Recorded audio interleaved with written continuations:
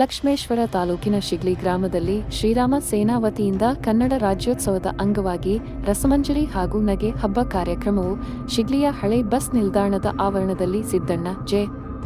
ಏಲಿಗಾರ ಅವರ ಅಧ್ಯಕ್ಷತೆಯಲ್ಲಿ ಎಲ್ಲ ಗಣ್ಯರು ದೀಪ ಬೆಳಗಿಸುವುದರ ಮೂಲಕ ಉದ್ಘಾಟನೆ ಮಾಡಿದರು.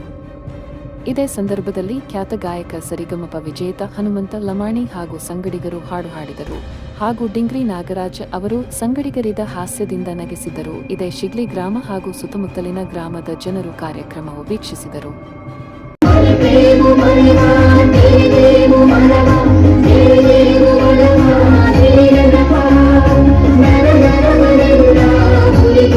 Thank you.